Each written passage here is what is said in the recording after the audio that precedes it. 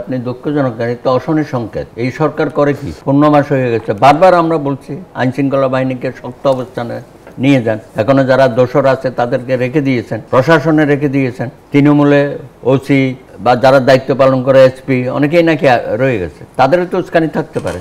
এই যে পলাতক আওয়ামী লীগ শীর্ষ পর্যায়ে নেতারা চলে গেছে বা যারা বিভিন্ন দায়িত্বে ছিল, কিন্তু এইখানে যারা রয়ে গেছে আরো আছে না, তারা তো এইসব নাশকতায় অংশগ্রহণ করতে, আজকে এখানে মিছিল করতে, কালকে ওখানে করতে, আমরা জানি এগুলো। তো সেগুলোর ব্যাপারে সরকার তো কোনো কঠোর ব্যবস্থা নিচ্ছে না। সবচেয়ে দুঃখজনক যে আপনি সেনাবাহিনীকে ক্যাম্পে রেখেছেন, তাদের ম্যাজিস্ট্রেটে পাওয়ার দিয়েছেন, তাদেরও তো কোনো অ্যাকশন আমরা দেখছি না।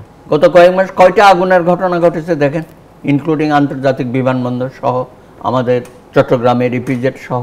আপনি এগুলো এনকোয়ারি কমিটি কেন করেন? এগুলোর তো কোনো কমিশনের রিপোর্ট তো আমরা পাই না, জাতি পায় না। তো এখানে তো এই যে টোটাল ফেলিউর সরকারের, সেই ব্যাপারে তাদের কোনো দৃষ্টি নেই। শুধু সংস্কারের নামে জাতিকে কি বলবো একটা ঝগড়া বিবাদ লাগিয়ে দিয়েছে। হ্যাঁ, তো এখন জাতিকে নির্বাচনমুখী করতে হবে। 2 দিনের মধ্যে আপনি নির্বাচনের সুনির্দিষ্ট তারিখ দেন। কালকেও আইন শৃঙ্খলা উচ্চ পর্যায়ে পরশুদিন একটা মিটিং করেছেন, কালকে 3 বাহিনীকে নিয়ে বসছেন।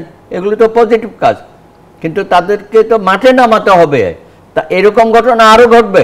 যারা নির্বাচন বানচাল করতে চায়, একজন তো বসে আছে দিল্লিতে, ওখান থেকে টাইম টু টাইম নির্দেশনা দিচ্ছে কি করতে হবে, আমরা জানি এগুলো।